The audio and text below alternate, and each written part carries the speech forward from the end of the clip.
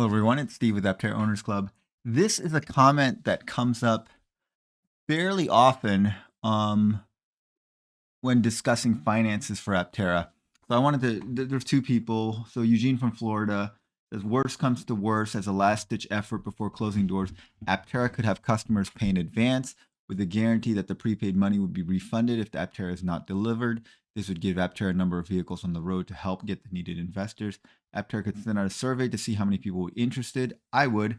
Or if people would promise to buy and build the Aptera with the money they get. I do believe a non-refundable deposit can be spent and there is no max deposit limit.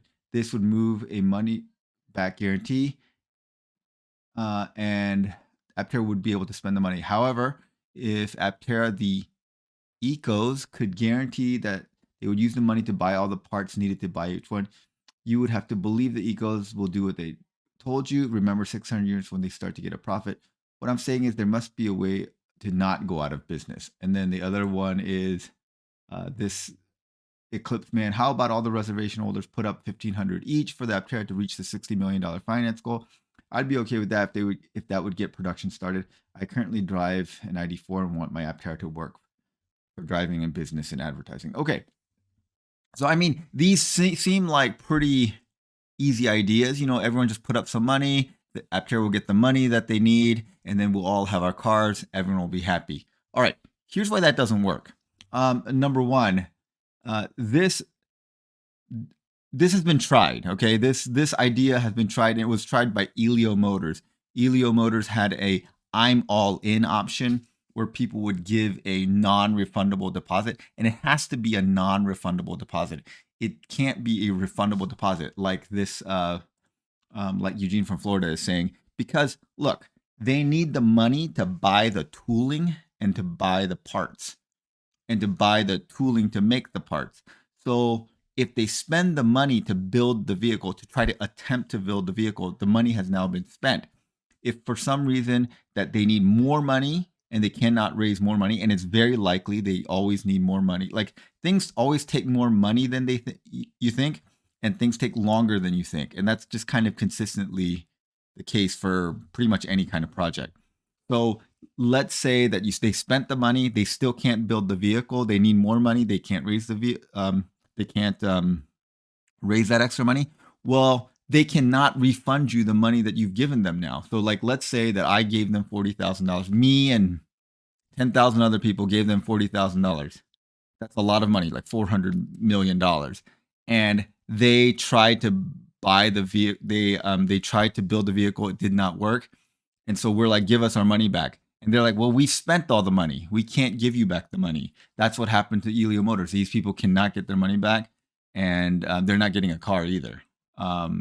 And so you can't have it both ways. You can't give them money and tell them that they can't spend it. And they have to spend it to get the parts and the tooling.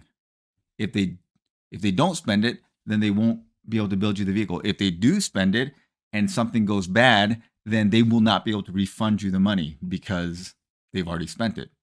And if other people are like, well, why don't they just build like custom vehicles? Well, because they've decided that they're going to go for high volume production, which makes sense. In the long term, it makes more financial sense. They've designed this chassis and many other parts to be able to be built in large volume, like the Bink, the stuff that they're doing with CPC Group, that stuff that can be, once they have the tools and they bought those tools, so those are done, you can stamp out a lot of these pieces for relatively inexpensively, but the initial upfront cost is really, really high. And they're doing the same thing with the suspension and the chassis components. Now, you could custom build these things with like tubular and weld them one by one with like tubular metal elements and things like that. But if they did that, they would have to re-engineer the whole thing. I mean, they've done things like, looking at how the crash testing would work on this thing. So they've done a lot of engineering on this chassis, and they would have to go back to the drawing board, redo the engineering for a tubular thing.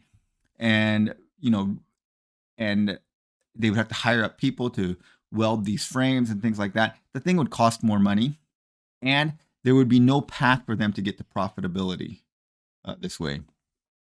So they've committed to, I think one way of they could have gone and they chose not to do this would be to charge a lot of money for custom built cars, like maybe sell them for like $60,000, $70,000 and custom build cars, use them and make that a profitable price, even with custom building, because custom building is going to be expensive. You're going to have to like build each one by hand. It takes a lot of labor, and usually the highest cost is labor in the long term in any kind of endeavor. And so they could have done that and use the profits to then, after a couple of years, buy the tooling to make it a more mass producible vehicle. That's kind of initially what Tesla did with the Roadster. The Roadster was a very expensive car. They were mostly hand built, and they used the profits from that. And they had a lot of other help. You know, they had a huge ATVM loan. They got bailed out, I believe, by, was it BMW or Mercedes? Anyway, there was a lot of investments that came in that kind of saved them. Tesla was on the brink of bankruptcy multiple times. So that's kind of a hard road to follow. And so Aptera was saying, you know, if we can get enough investors, we can do the tooling and become profitable after a short period of time. But this idea of having a refundable deposit that we can get back if it doesn't work out, it just does not work whatsoever. They have to spend the money to get to production. And then if the reservations put up $1,500, now if Eclipse Man is saying, like, if all the reservation holders invest $1,500, then yeah, that they would reach their finance goal, and that might work. But of course, with investment, if the company doesn't work out or things don't work out, you lose everything. You don't have a vehicle, and you also don't have your investment anymore. So that's the downside. The plus side is if all the reservation holders did put up a relatively small amount of money, $1,500, they could reach their goal. If they became profitable, all the reservation holders would have some equity in the company. They could do well if the IPO goes well, and they could make back some of their money or make some kind of profit from that.